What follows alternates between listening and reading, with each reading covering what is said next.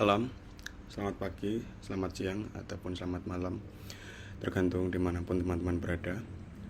Di sini saya ingin mengajak teman-teman diskusi terkait salah satu fenomena yang muncul baru-baru ini dalam hukum, yaitu penggunaan metode berpikir filsafat dalam membantu penemuan hukum.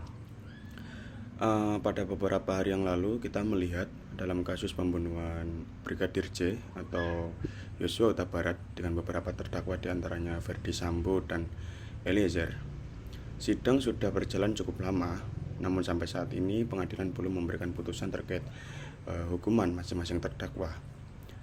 Di samping itu terdapat satu hal yang menarik, yaitu dihadirkannya seorang ahli filsafat, Franz Magnus Husin atau akrab disapa Romo Magnis, oleh penasihat hukum Eliezer sebagai saksi dalam tindak pidana pembunuhan, dihadirkan di dalam ruang persidangan.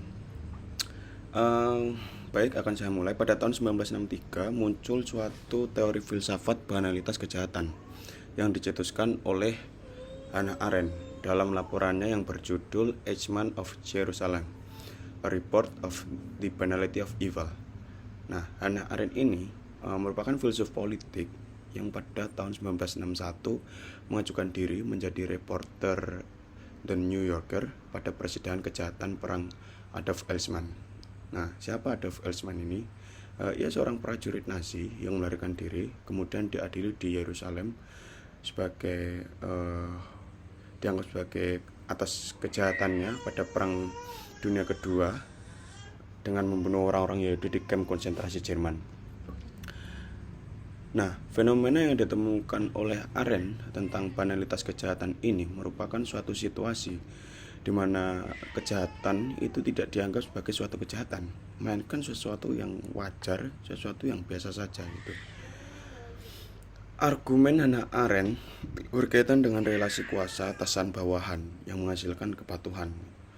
Bagi seorang prajurit, jika patuh bukanlah sebuah kejahatan, justru itu adalah suatu keutamaan buat menampik pandangan ketidaksetiaan.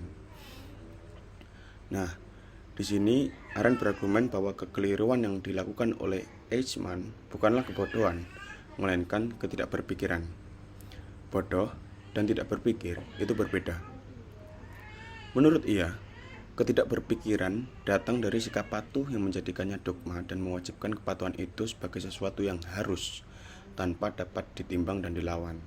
Atas dasar inilah seorang prajurit, secerdas apapun, tidak menggunakan pikirannya untuk dapat berpikir secara menyeluruh, tidak berpikir secara sistemik. Menurutnya, ketidakberpikiran adalah sisi gelap manusia yang menjadi sumber dari lahirnya kejahatan.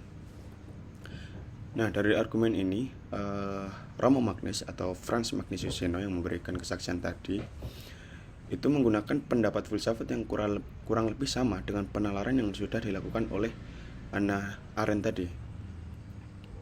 Baik, dari kasus ini kita dapat menemukannya betapa pentingnya penalaran dan logika dalam hukum.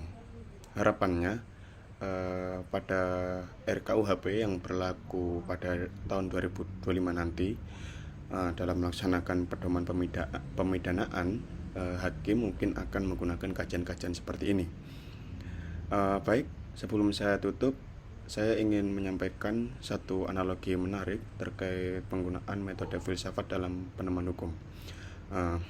Begini, pembahasan hukum menggunakan pendekatan filsafat dan moral itu seperti orkestra sunyi yang dimainkan dengan nada-nada klasik yang sepi dari pendengar, sepi dari penikmat-penikmat yang hingar-bingar dan riuh rendah. Sekian dari saya. Selamat pagi, siang, dan malam, tergantung dimanapun Anda berada. Terima kasih.